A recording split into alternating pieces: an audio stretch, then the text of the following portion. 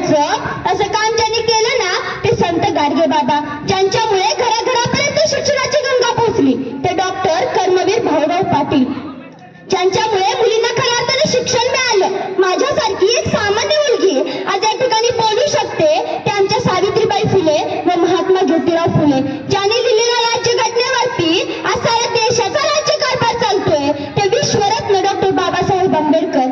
सर्वप्रथम या सर्व महामानवांना अभिवादन करते.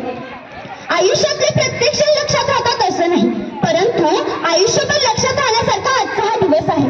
कारण आजच्याच दिवशी एक तेजस्वी तारा चमकला शिवनेरी किल्ल्यावर, तोफांचा गडगडाट झाला, सनई चौघुल्या वाजू लागल्या आणि माझा राजा जन्मला, माझा शिवबा जन्मला, दीनदलितांचा कैवारी जन्मला. अरे माझा राजा जन्मला. इतिहास घडवणारे आम्ही इथे जन्मले ना कुठे, झुकविले त्या हिमालयात, पूजितो आम्ही शिवराया. सहन होणार नाही स्वराज्याची फरेब, जातीवंत हृदयात आमच्या धडकतात आऊसाहेब, जातीवंत हृदयात आमच्या धडकतात आऊसाहेब. विसरलो नाही लाखो मावळ्यांचे बलिदान, विसरलो नाही लाखो मावळ्यांचे बलिदान. शंभूराजे आठवले की डोळ्यातले अश्रू आपोआपच ठरतात, शंभूराजे आठवले की डोळ्यातले अश्रू आपोआपच ठरतात. अरे जिथे पडती पाऊले आमची त्याच इतिहासाच्या वाटा, अरे जिथे पडती पाऊले आमची त्याच इतिहासाच्या वाटा. झुकणार तर नाही पण मोडणारही नाही मराठा, पण मोडणारही नाही मराठा. परंतु मराठा म्हणायचं तरी कोणाला? आम्ही विशिष्ट प्रकारची जात अपेक्षित करतो ना, मग मराठा म्हणायचं तरी कोणाला? जो मरेल पण शेवटपर्यंत मागे हटणार नाही तोच खरा मराठा. मग तो कुठल्या जातीचा असू द्या, कुठल्या धर्माचा असू द्या. छत्रपती शिवाजी महाराज हे निर्व्यसनी होते, म्हणून ते प्रत्येक ठिकाणी यशस्वी झाले. आजकालच्या तरुण पिढीने का आदर्श घेतला आहे त्यांचा? आजकालची भारताची तरुण काठी 31च्या रात्री गडकोट किल्ल्याच्या पायथ्याशी दर्दी मनानं जर पार्टी करत असतील ना तर त्यांची घाटी सुरक्षित राहतील का? हा एक मोठ्या प्रकारचा प्रश्न आहे. जातीवाद, भ्रष्टाचार अशा क्रूर काळामध्ये छत्रपती शिवाजी महाराजांनी स्वराज्य निर्माण केलं, आपल्याला सुख समाधान दिलं आणि आपण त्यांचं नाव कुठं दिलं? बिड्यांच्या पाकिटांना, सिगारेटांच्या बंडलांना. एक कवी सुंदर अशा शब्दामध्ये लिहून सांगतात की महाराष्ट्राच्या अस्मितेच्या नावाखाली आजही छत्रपती शिवाजी महाराज आणि संभाजी महाराजांचं नाव बिड्यांच्या पाकिटांना, सिगारेटांच्या बंडलांना दिलं जातं. परंतु त्यांना विरोध करायचा तरी कसा? तर बिड्या विके आहेत ना. परंतु जे पक्के विरोधी असतात तेच तर खरे बिड्या विके असतात, ही तर फार मोठी दुर्दैवाची गोष्ट आहे. मित्रांनो, आज 400 वर्ष होत आली तरी सुद्धा या महाराष्ट्राच्या मातीला शिवरायांची गरज पडतीये, ही तर फार मोठी शोकांतिका आहे.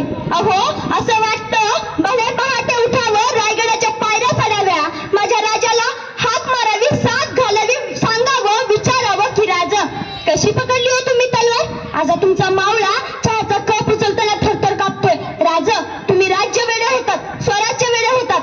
आज तुमचा मावळा पाण्याची तहान बिअर पिऊन भागवतोय. बघा राज कशी परिस्थिती झाली आहे महाराष्ट्राची. महाराज कशी सांभाळली तुम्ही एवढी मोठी प्रजा आणि आई आऊसाहेबांची आण? आज तुमचा मावळा म्हणतोय आम्ही दोन आणि आमचे दोन, आमचा होतो एक चौकोन, चौकोनातले जातात दोन, मग उरलेल्यांना आधार कोण? अशी गंभीर परिस्थिती झाली आहे महाराष्ट्राची. महाराज तुम्हीच उभारली रायगडावरती शिवराष्ट्राची गुढी, महाराज तुम्हीच उभारली रायगडावरती शिवराष्ट्राची गुढी.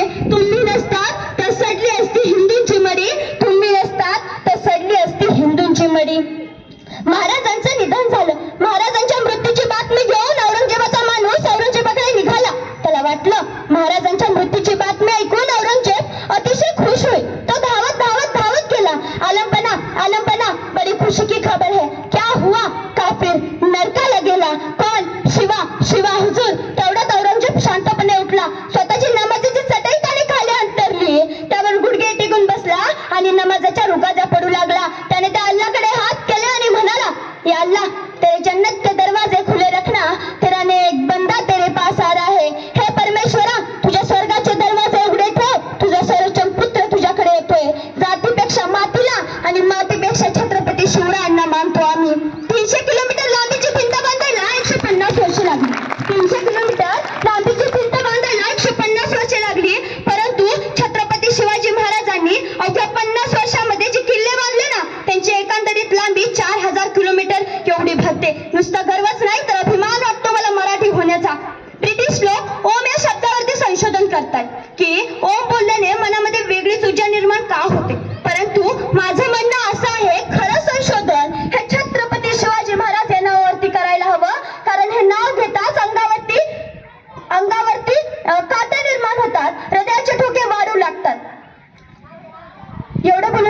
प्रशंसा